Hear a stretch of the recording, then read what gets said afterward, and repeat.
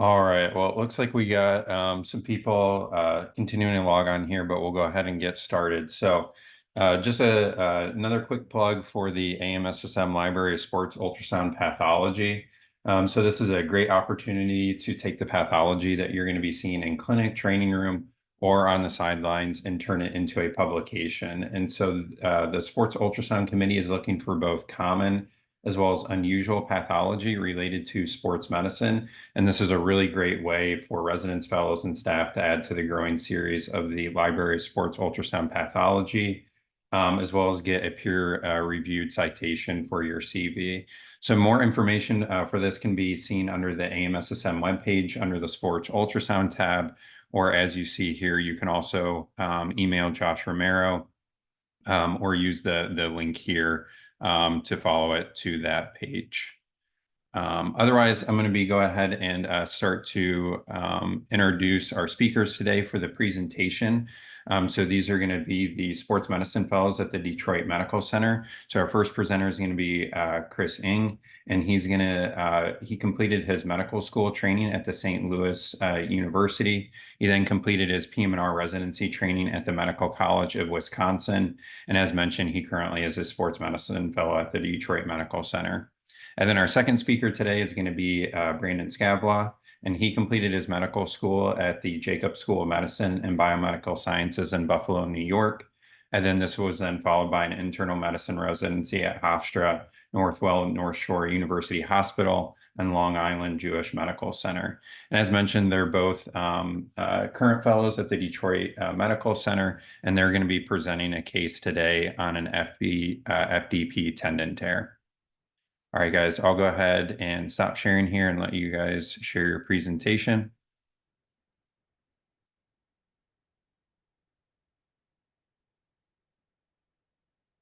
All right, and that looks great. Great. All right. Thank you, Stephen, for the introduction. Like you said, my name is Brandon. I'm one of the fellows at DMC. I'm Chris as well. Nice to meet everyone. And this morning we will be talking about FDP tendon tear. So our objectives for the talk this morning is to review protocol for the volar wrist ultrasound, review flexor tendon anatomy, as well as ultrasonography of the flexor tendons, and then identify pathological ultrasound findings. Before we start, I just want to talk about the references that we use for this talk. Third edition of Fundamentals of Musculoskeletal Ultrasound by Jacobson, as well as Ultrasound of the Musculoskeletal System by Bayliss et al. Getting into our case history, we have a 26-year-old right-hand dominant female. She's an automobile quality technician. She presented with 1 week history of left ring finger pain. She was intoxicated with alcohol and fell down a flight of stairs. She went to urgent care and had x-rays of her left hand, which were negative for any fractures, and then referred to hand surgery, who subsequently ordered a diagnostic ultrasound. And that's when she presented to the primary care sports medicine clinic to us. So on physical exam, on inspection, she had ecchymoses of the volar aspect of the left ring finger. She also had tenderness palpation of the volar aspect of the finger. In regards to range of motion, she had slight active flexion at the PIP joint to about 10 degrees and no flexion of the DIP joint of the left ring finger. In this image below, we can test the FDS and FDP tendons in isolation. Image A, to test the FDS tendon, you will hold the fingers in extension, asking the patient to flex the finger in question and looking for flexion at the PIP. In image B, you can test the FDP in isolation by holding the finger in question in an extension and at the level of the MCP and PIP joints, and then asking the patient to flex their finger, looking for flexion at the DIP joint. So getting into the imaging for a patient, again, x-rays of the left hand, negative for any fractures or dislocations at the area in question. On the left, we have a lateral view. In the middle, we have an oblique view. And on the far right, we have a zoomed in view of her left ring finger, again, with no pathology seen. Getting into our volar wrist ultrasound protocol. To start off, we will look at the carpal tunnel contents. You can then look at the palmaris longus tendon if concerned. Then looking at the flexor carpi radialis tendon, as well as radial artery, the flexor carpi ulnaris tendon. the ulnar nerve and ulnar artery within Guillen's canal, and then the joints as clinically indicated. For our scan, we looked at the volar metacarpal phalangeal joint, the proximal interphalangeal joint, as well as the distal interphalangeal joint. So starting off, we will start at the proximal carpal tunnel. Image A is positioning of the patient and the transducer. You can place a towel or object under the dorsal aspect of the wrist to have the patient in slight extension at the wrist. In regards to image positioning, the left side of the screen will be radial, left side, right side will be ulnar. In image B, you can see the carpal tunnel and its contents. You can identify that you're at the carpal tunnel by using the bony acoustic landmarks of the scaphoid bone as well as the pisiform bone. Starting from superficial to deep, you can identify the transverse carpal ligament, which is also the flexor retinaculum. It's visualized as a thin anisotropic and slightly convex band between 1 and 1.5 millimeters thick. Deep to that, you can identify the median nerve, which runs parallel and superficial to the flexor tendons. In short axis view, you can see the classic honeycomb-like appearance and echo signature. Deep to that, you can then see the different FDS and FDP tendons. There are 4 FDS tendons and 4 FDP tendons. In short axis view, the tendons will have a normal speckled-like echo signature and tightly packed together in a bundle. In addition, in the carpal tunnel, you have the flexor pollicis longus tendon, which is situated on more radial side of the tunnel. At this level, you can also see Guillen's canal with the ulnar artery as well as ulnar nerve. And again, the honeycomb-like appearance of the ulnar nerve. At this level, you can identify any pathology such as a bifid median nerve or any other accessory muscles. Here's image C, which is just a depiction of everything in image B with the scaphoid, pisiform, transverse carpal ligament, the different FDS and FDP tendons, the FPL, median nerve, and Guillen's canal. Moving a bit more distally, you'll get to the distal carpal tunnel. To know that you're at the distal carpal tunnel, again, use the bony acoustic landmarks of the trapezium as well as a hook of hamate. These will appear flatter than the previous scaphoid and pisiform bones. Additionally, the transverse carpal ligament will be a little bit thicker at this level, and the median nerve will be a bit flatter. So again, you can see the trapezium, transverse carpal ligament going across the hook of hamate, and then the median nerve with the tendons below it.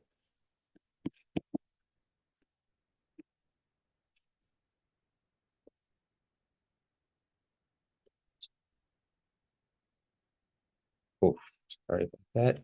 So here's an image of our patient's distal carpal tunnel.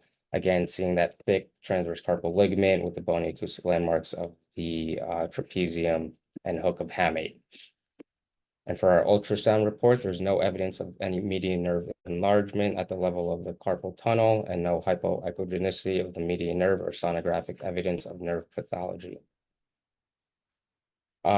So scanning in our protocol, you can look at the FCR and FCU tendons of concern for any pathology. In the top image here, we are looking at the FCR tendon. So you can see that normal echo signature of the FCR tendon above the scaphoid bone. Here you can look for any tenosynovitis or synovial effusion around the tendon sheath if concerned. In the image below, we are looking at the flexor carpi ulnaris tendon. For this positioning, you can place the transducer in a slightly oblique position along the ulnar aspect of the volar wrist and then identify the pisiform bone. Above it, you will see the flexor carpi ulnaris tendon, which is a bit straighter and flatter than the flexor carpi radialis tendon.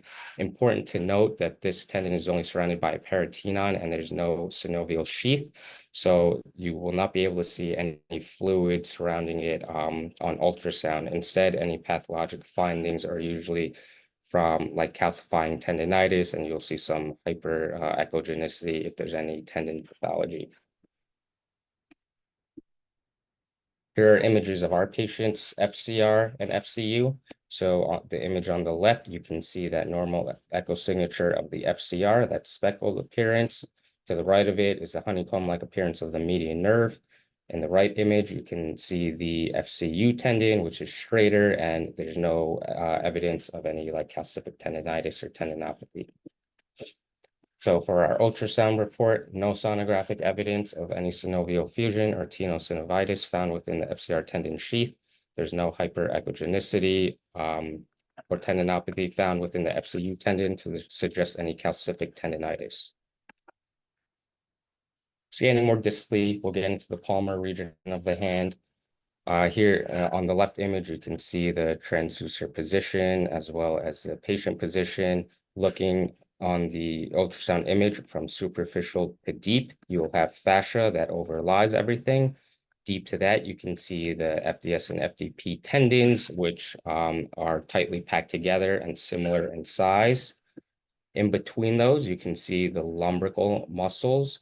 The echo signature of muscle on ultrasound, normally on short axis view, consists of a relatively dark hypoechoic background with some linear hyperechoic strands in between, and it resembles a starry night type of pattern.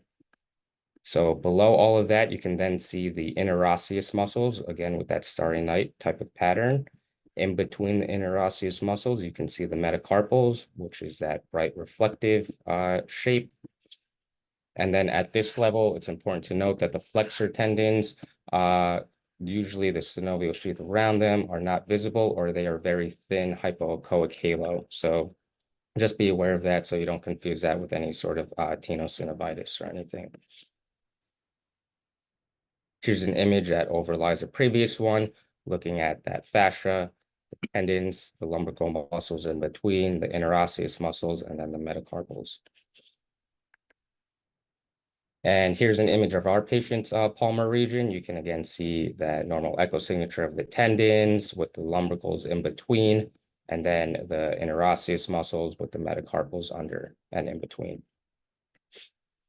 And for our ultrasound report, no sonographic evidence of tenosynovitis or tendon pathology at the level of the palm.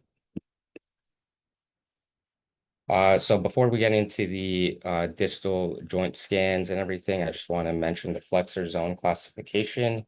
This is from the International Federation Society for Surgery of the Hand. Divides the palmar aspect of the hand and wrist topographically into 5 different zones. Zone 1 being from the segment of the FDP, from the distal insertion to the FDS to its insertion on the distal phalanx.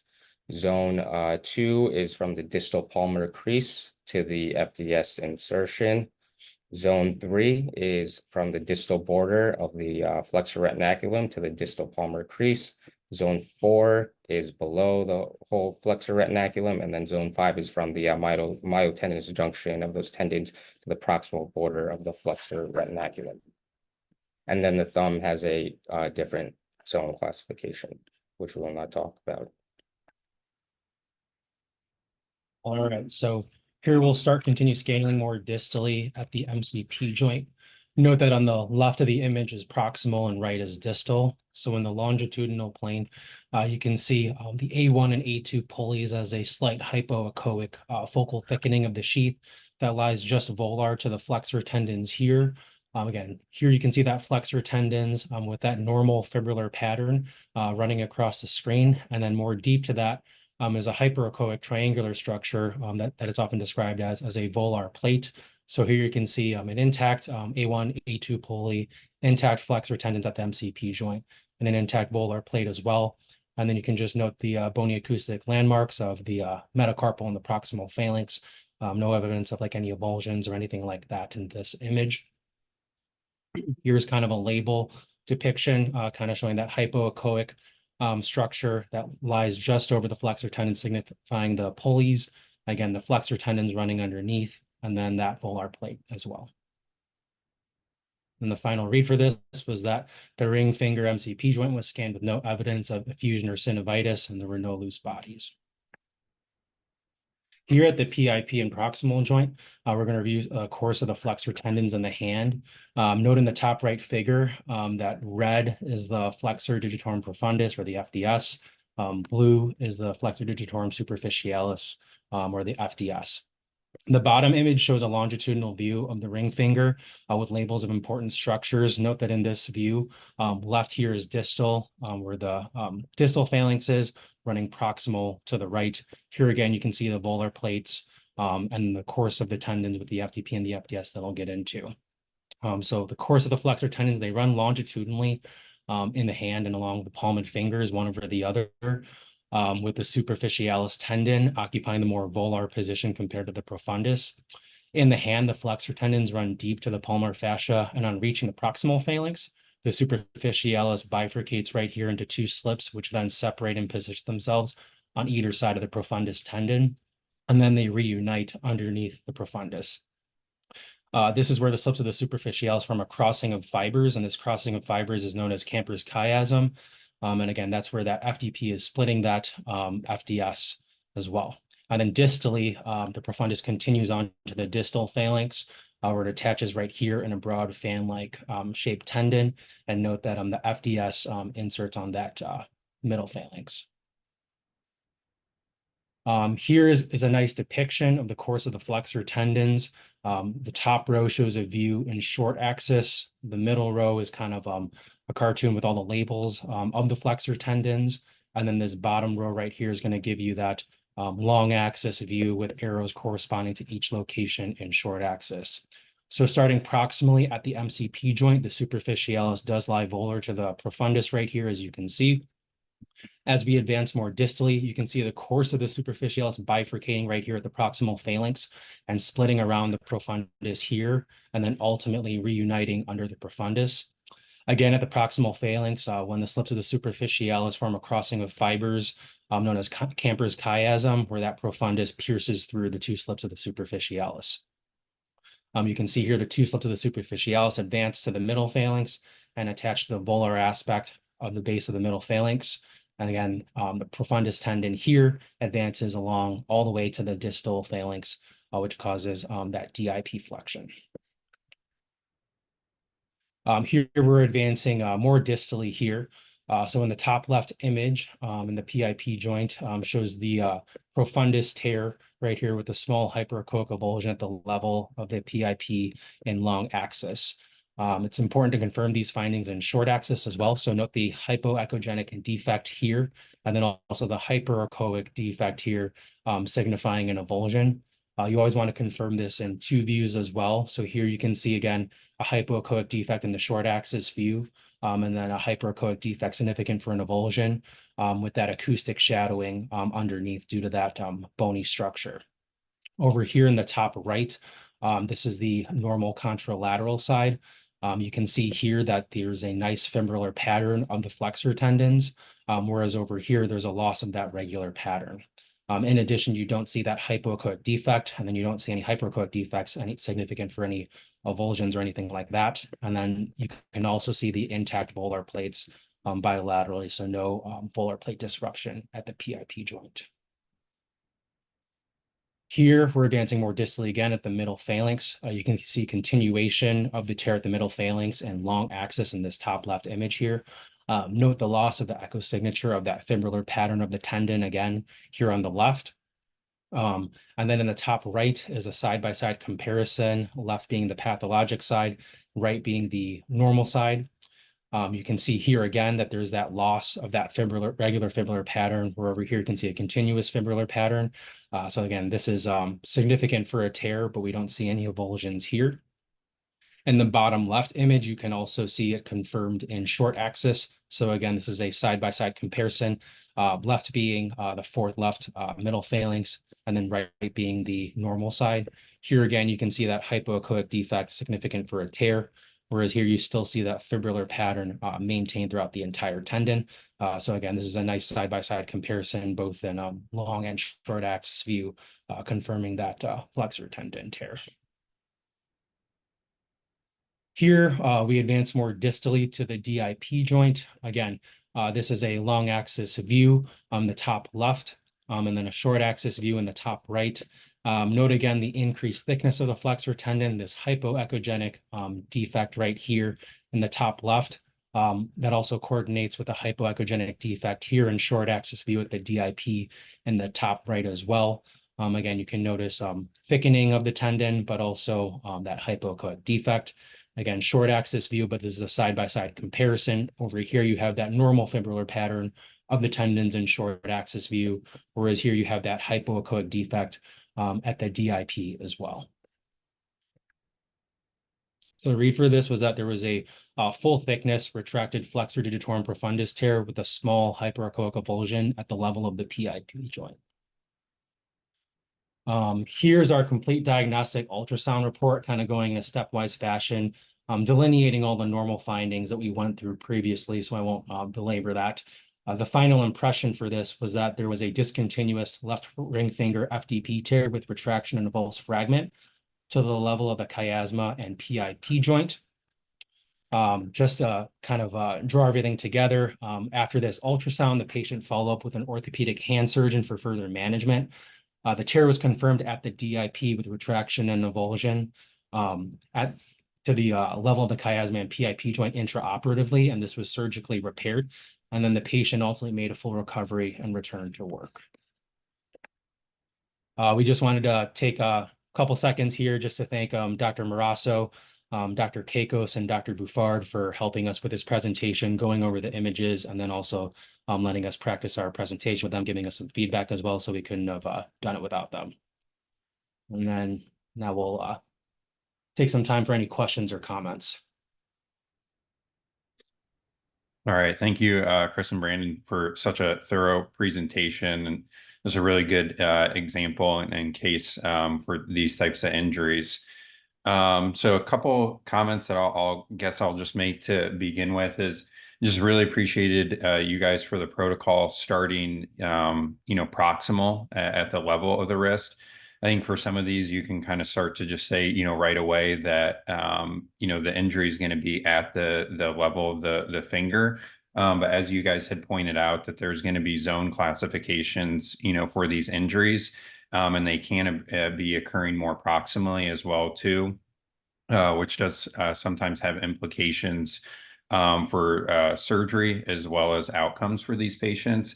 And so, as you had mentioned, sometimes it can just be easier to get started at the level of the wrist, or even sometimes even up into the forearm, just to make sure that you're going ahead and scanning through the entire continuity of that muscle tendon construct for the flexor tendons. So I was glad to see that included with the protocol. And then, as you guys had mentioned, kind of detailing the zones for these injuries, important to kind of note the specific level where the injury is occurring, because once again, it is going to be helpful for preoperative planning purposes.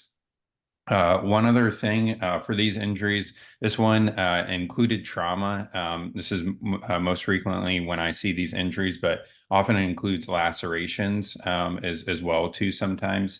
I think in those scenarios, one other thing that I would include with my images or with the protocol sometimes would be then using color Doppler just to look at the nearby neurovascular bundle in that area, just if you are concerned if there's any type of neurovascular injury, because obviously that's going to be important to know operatively as well too. But obviously that's going to be much more of a concern if you have laceration type injuries.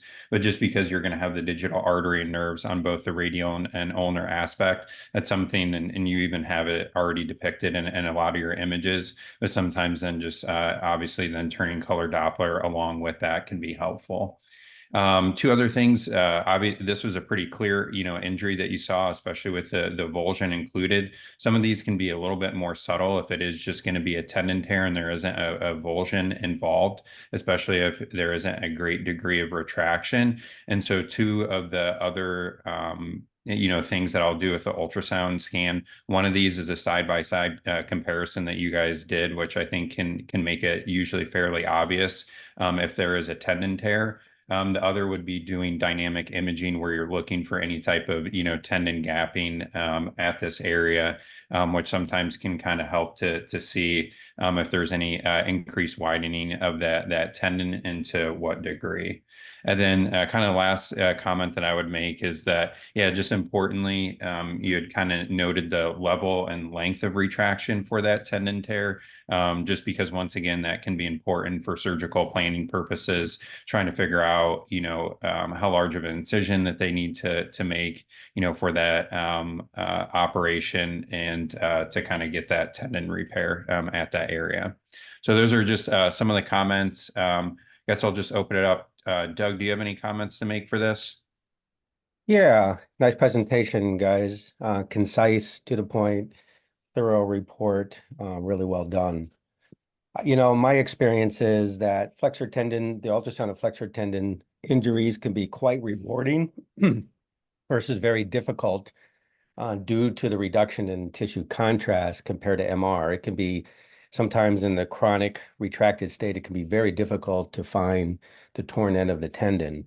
So I find that the history and clinical exam here is really important. So that way it focuses my ultrasound examination and lets me know where to hone, because the flexor tendons have a fairly long course. There's a lot of flexor tendons, and again, it can be very difficult. So your slide of the examination early on is important because, again, you want to hone in that ultrasound examination. FDS tears are very rare at their distal insertions, and there's two bands, in contrast to your case, where the profundus tear at the dorsal base of the distal phalanx is much more common. We usually survey tendons in short axis and then conformation in long axis. But again, it can be very difficult with these flexor tendons to see the retracted stump in short axis. So a clue that I have found helpful is as I scan in short axis, the more proximal I go, and the more you see the normal configuration of the FDS on top of the FDP, oftentimes with the tendon tear, that configuration changes. So the tendons could be side by side, for example, due to the loss of tension. So for me, that's one clue when I'm scanning more proximally that there could be a tendon tear. Just to highlight what Stephen said, in long axis, I find dynamic images really important, and I'm constantly shifting the finger back and forth to make the stump of the tendon more conspicuous if it isn't easily visualized. Sometimes these are easy to visualize, but again, sometimes they're not, and you can be fooled in the subacute to chronic state that the thickened tendon sheath could be thinned tendon when really it's retracted tendon and the tendon sheath is this thick. So again, there's dynamic movement in the long axis, I find quite valuable. And then again, just to reiterate what Stephen was saying, I always measure these with some landmark because our hand surgeons like to avoid making long longitudinal incisions and rather make just a couple transverse incisions and pull the tendon up to attach it. So I try to give them as specific a measurement as I can so they can minimize their incisions. Again, guys, very nicely done. Thank you. Thank you. Yeah, thank you, Doug, for the comments. I think we had one other person who had raised their hand, maybe either for a question or a comment.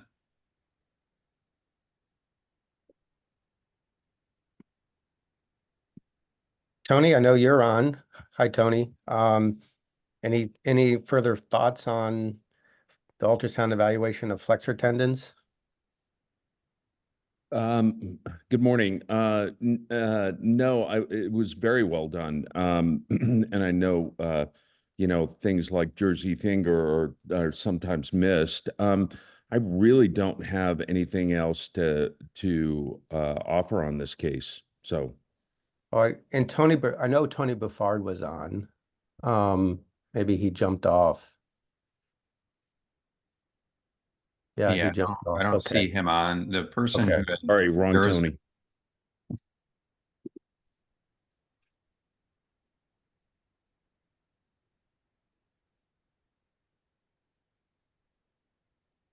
all right, well, I'll see if there's any other comments. I think it was someone from an iPhone, but if not, Chris and Brandon, once again, this was just, really, really good presentation. for these types of injuries, just very thorough and in depth and once again, very to the point. So really appreciate it and your attending's help on this case. So once again, if there's not any other comments, then we'll go ahead and finish the presentation today.